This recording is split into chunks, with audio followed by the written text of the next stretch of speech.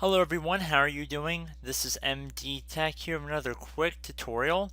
Today I'm going to be showing how to configure Windows 10 to create various types of dump files after a blue screen of death occurs on your computer. Now this dump file is particularly important for debugging purposes. So in this tutorial I will be showing how to configure and create the dump file. So we're going to start by heading over to our control panel. So we're going to type in control panel into the search menu, and then we're going to left click on the control panel, which should be listed as a desktop app.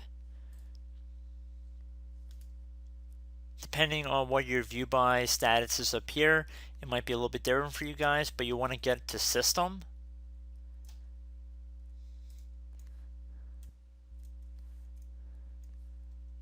And then you want to left click on advanced system settings on the left side here. In the system properties window that opens up, you want to left click on the settings button within the startup and recovery section.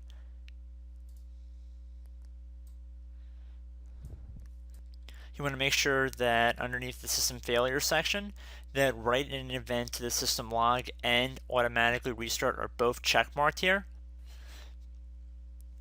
If you click on this little drop down arrow underneath write debugging information, we see we have different options for a dump. So if we select none, it will not create a dump file. A small memory dump would contain information regarding the stop code of the blue screen of death error. The kernel mode dump would contain read and write pages present within the memory at the time that your computer crashed.